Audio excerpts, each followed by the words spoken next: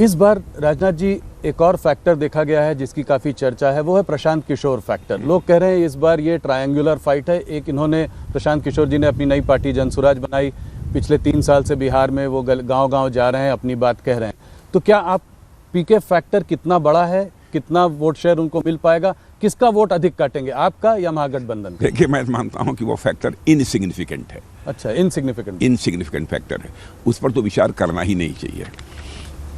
देखिए, लंबे समय तक अपने मतों का प्रयोग करते करते अब इस देश की जनता राजनीतिक दृष्टि से काफी जागरूक हो चुकी है। अब इस बात को अच्छी तरह समझती है कि कौन वोट काटने के लिए खड़ा है और कौन सरकार बनाने के लिए खड़ा है। इस आधार पर अपने मतों का फैसला करती है।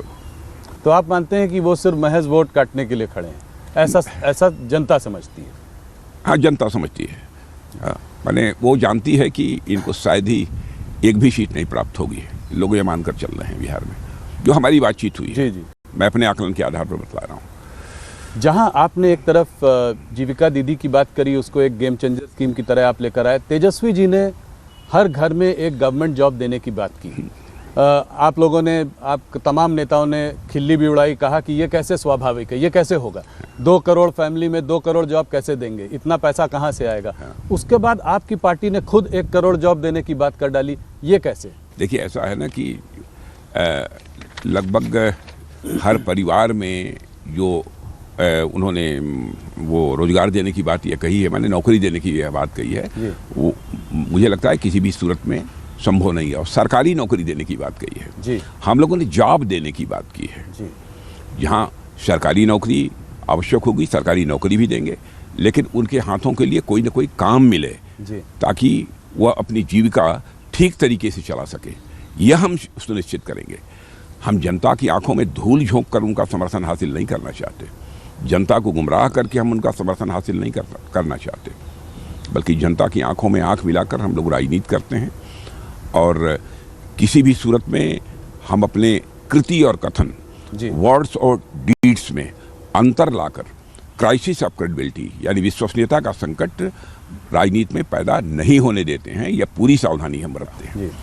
इसलिए जो भी बोलना होता है हम नाप तौल कर ही बोलते हैं। एक और बड़ा सवाल इससे उभर के आता है और वो ये है रेवड़ी कल्चर का सवाल।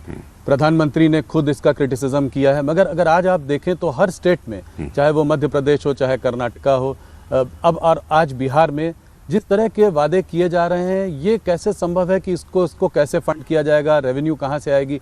आप लोग भी बिजली मुफ्त प्रॉमिस कर रहे हैं। आपने कहा है 1 करोड़ 40 लाख महिलाओं को आपने ऑलरेडी 10,000 रुपये दे दिया है, कहा है आगे और पैसा देंगे, 2 लाख तक जाने की बात है। तो ये सब पैसा कहाँ से आएगा? देखिए, जो भी हम लोग घोषणाएं करते हैं बहुत सोच समझकर और एक वेल कैलकुलेटेड फिगर ये होती है जी कि राज्य के विकास के लिए क्या आवश्यक है, क्या आवश्यक नहीं है। इस बात को ध्यान में रखकर ही हम लोग करते हैं। और जो कुछ भी हम घोषणाएं हम लोगों ने अपने चुनावी घोषणा पत्र में की हैं कि हम इतना मुफ्त बिजली देंगे, लोगों को इतनी यूनिट पर फैमिली मुफ्त बिजली देंगे जी। तो मैं समझता हूं कि उनके आर्थिक हालात को सुधारने के लिए, उनकी परचेजिंग कैपेसिटी को बढ़ाने के लिए, उनकी जिसे कहा जाए कि एक अर्निंग की माने कमाई की क्षमता को बढ़ाने के लिए जितना आवश्यक है वही उसी की हम लोग घोषणा करते हैं, बहुत नाप तौल कर। तो जैसे लाड़की बहना, जो और स्टेट्स में जो स्कीम्स हैं वो डायरेक्ट बेनिफिट ट्रांसफ़र की बात करती हैं, आपकी स्कीम जीविका दीदी जो है वो क्या अलग है? क्या वो एंटरप्रेन्योरशिप की बात करती है? जीविका दीदी का तो उसके अर्थ ही ये है कि हम उनको कुछ ना कुछ सहायता मुहैया कराएंगे ताकि अपनी वो जीविका ठीक तरीके से चला सकें और उनकी आर्थिक स्थिति पहले के कंपैरिजन में बेहतर हो सके। जब सभी लोगों, सभी हाथों को काम मिलेगा, चाहे वो जिस तरीके से काम मिले, यदि वह काम मिलेगा तो सभी अपना जो है उस राज्य की अर्थव्यवस्था में कंट्रीब्यूट कर सकेंगे। और यह प्रयत्न किसी भी राज्य सरकार को करना चाहिए और किसी भी राजनीतिक पार्टी को अपने घोषणा पत्र जारी करने के पहले इन सब सारे विषयों पर गंभीरतापूर्वक विचार करना चाहिए। ये बहुत ही सोच समझकर, नाप तौल कर ही हम लोगों ने घोषणा की है। अब जैसे प्रधानमंत्री किसान सम्मान निधि के अंतर्गत 6,000 रुपये प्रतिवर्ष हम किसानों को मुहैया करा रहे हैं। आप किसानों से पूछिए, इसका सीधा लाभ उनको हुआ है?